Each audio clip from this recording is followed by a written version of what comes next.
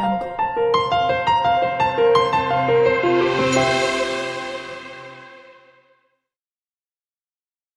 আসসালামু আলাইকুম। মুনতাহাস মম লাইফস্টাইল চ্যানেলে আপনাদের সবাইকে ওয়েলকাম করছি আমার নতুন একটি ভিডিও দেখার জন্য। কাছে এবং দূরে যে যেখান থেকে আমার ভিডিওটি দেখছেন আশা করি সবাই অনেক ভালো আছেন। আমিও আলহামদুলিল্লাহ অনেক ভালো আছি। চলে আসলাম নতুন একটি ব্লগ ভিডিও নিয়ে। আশা করি আমার ভিডিওটি আপনাদের কাছে ভালো লাগবে। ভালো লাগলে অবশ্যই একটি লাইক দিয়ে ভিডিওটি কন্টিনিউ করবেন। এটা ছিল রাতের একটা ভিডিও। রাতে আমি এই যে সবজি রান্না করে রাখতেছিলাম পরের দিন সকালের জন্য। তো এখানে মিষ্টি কুমড়া, আলু, তারপর পটল, চিচিঙ্গা এগুলো ছিল।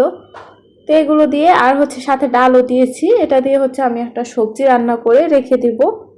তো এই তো শেষে আবার জিরা, ভাজা জিরার গুঁড়ো আর গরম মশলা গুঁড়ো দিয়েছি। আর শেষে পাঁচফোড়ন আর পেঁয়াজ আর শুকনো মরিচ দিয়ে বাগার দিয়ে দিলাম।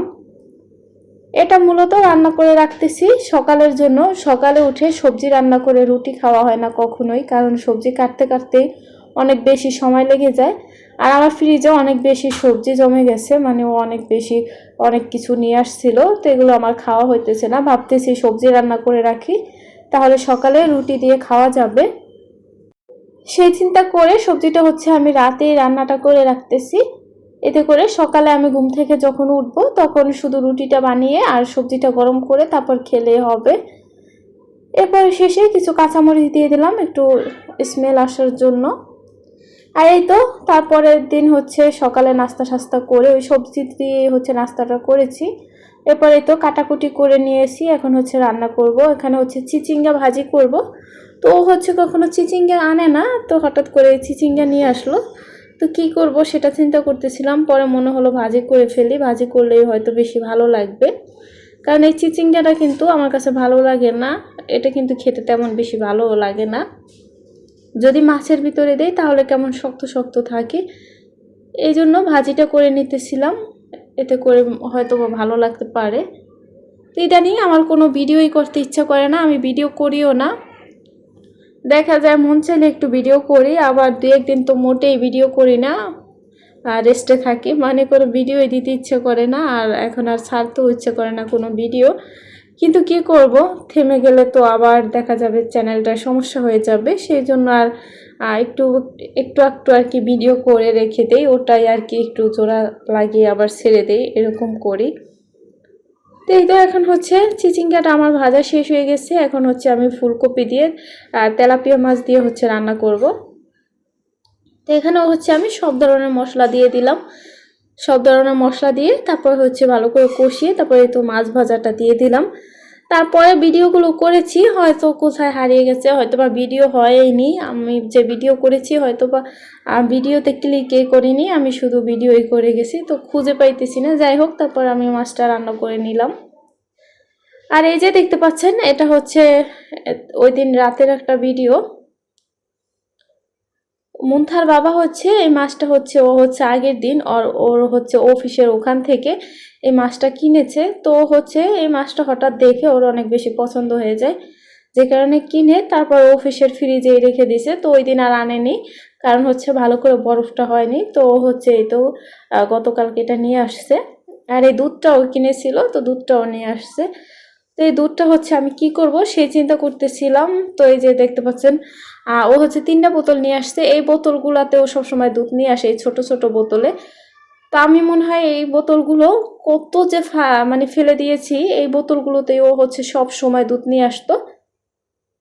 তো আমি সবসময় যেদিন যেটা ইউজ করতাম ফেলে দিতাম। তো এখন ও হঠাৎ করে এই যে 5 লিটারের একটা বোতলে দুধ নিয়ে আসছে। তো এখন কিতে রাখবো সেই চিন্তা করতেছি, যে সবসময় আমি বোতল ফেলে দিই।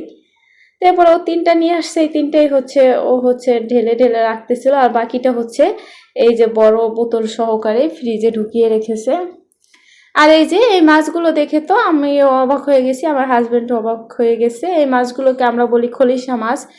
অন্যান্য জেলাতে হয়তো অন্য কোনো নাম বলতে পারে, আপনারা কমেন্ট করে জানাবেন আপনারা এটাকে কি মাছ বলেন। যেমন আমি শুনেছি নোয়াখালীর মানুষ বলে এটাকে খইয়া মাছ, আমরা বলি খলিশা মাছ। যাই হোক, এত বড় বড় যে খলিশা মাছ হয় এটা আমি এই ফার্স্ট টাইম দেখলাম। দেখতে পাচ্ছেন এত বেশি বড় বড় ছিল।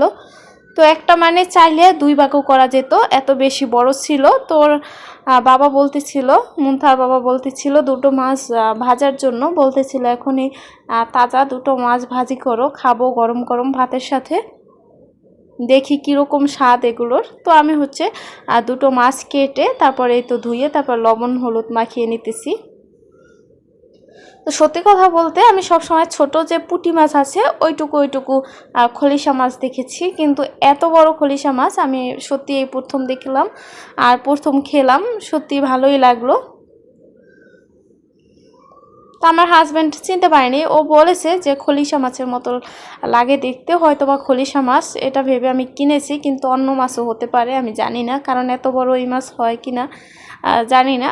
তো যখন নিয়ে আসলো আমি দেখলাম না ঠিকই খলিশা মাছই এগুলো। তো এই তো আমি হচ্ছে দুটো মাছ হচ্ছে একদম কড়া করে লাল লাল করে ভেজে নিতেছি, যেহেতু হাজব্যান্ড বলেছে এখনই খাবে। আর এই তো আগের সকালে যে রান্না করেছিলাম এটা হচ্ছে ফুলকপি আর ওই যে তেলাপিয়া মাছ, ওটাই আর কি গরম করে নিতেছি খাওয়ার জন্য।